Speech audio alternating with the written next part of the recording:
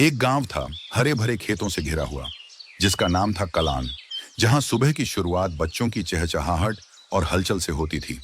इस गांव में एक खास लड़का रहता था, जिसका नाम था सावेंद्र। बाकी बच्चों से अलग सावेंद्र बहुत चतुर और होशियार था। वह सिर्फ खेलता नहीं था, बल्कि कलान गांव के हर कोने की खबर भी रखता था। वह सबकी बातें ध्यान से सुनता, समझता और जहां जरूरत होती, वहां अपनी समझदारी से सबकी मदद करता। एक दिन गांव में अजीब घटनाएं होने लगीं। हर रात किसी के घर से कुछ ना कुछ चोरी हो जाता। कभी दूध के घड़े गायब हो जाते, कभी अनाज की बोरियां। गांव वाले परेशान हो गए।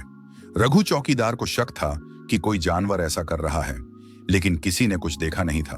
अब सब चिंतित थे। तब सावेंद्र ने तय किया कि वह इस रहस्य को सुलझाएगा।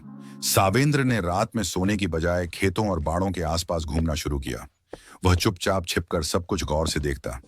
एक रात उसने देखा कि गांव के बाहर पुराने पीपल के पेड़ की छाया में कुछ हलचल है। वह धीरे धीरे वहां पहुंचा और देखा कि तीन नेवले चोरी हुए सामान को एक गड्ढे में छिपा रहे थे। सावेंद्र समझ गया कि यही चोर हैं। अब समस्या थी कि वह गांव वालों को कैसे बताए। वे तो उसे बस एक छोटा लड़का समझते थे। लेकिन सावेंद्र ने हार नहीं मानी। अगली सुबह उसने गांव के बच्चों को बुलाकर उन्हें सारी बात बताई और फिर सबको लेकर पेड़ के पास गया। जब सब लोग वहां पहुंचे तो वहां खोदा गया गड्ढा और चोरी का सारा सामान देखकर हैरान रह गए।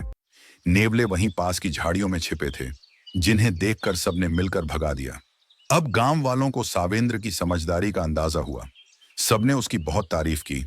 उस दिन से सावेंद्र सिर्फ एक बच्चा नहीं रहा, वह कलान गांव का सच्चा रखवाला बन गया। पर कहानी यहीं खत्म नहीं हुई। कुछ हफ्तों बाद गांव में एक और खतरा आ गया। पास के जंगल से एक भूखा तेंदुआ गांव की ओर आने लगा। वह रात के अंधेरे में आता और जानवरों को डरा देता।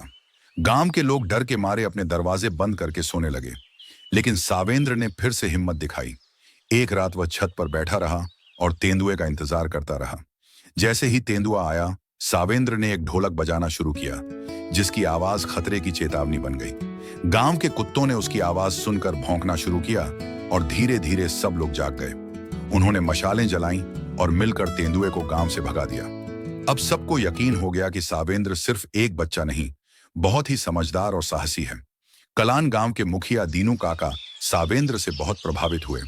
उन्होंने उसके लिए गांव के चौपाल के पास एक ऊंचा मचान बनवाया, ताकि वह हर दिशा पर नजर रख सके। अब सावेंद्र को हर सुबह सबसे पहले सूरज की किरणें दिखती और वह सबसे पहले गांव को जगा देता। बच्चे अब उससे कहानियां सुनाने को कहते और वह अपने मजेदार अंदाज में किस्से सुनाता, जिन्हें बच्चे बड़े ध्यान से सुनते। सावेंद्र अब अकेला नहीं था, उसका एक खास दोस्त भी था, एक छोटा सा कछुआ जिसका नाम था टोनी। वह हमेशा उसके साथ रहता। दोनों मिलकर गांव की देखभाल करते और अगर कोई परेशानी होती तो सावेंद्र तुरंत उपाय सोच लेता। अब गांव के लोग सावेंद्र की बातें ध्यान से सुनते थे। वे कहते थे, कभी कभी समझदारी उम्र में नहीं, सोच में होती है। सावेंद्र ने यह साबित कर दिया था कि चाहे कोई कितना भी छोटा क्यों ना हो, अगर उसमें साहस, चतुराई और सच्चाई हो तो वह बड़े बड़े काम कर सकता है।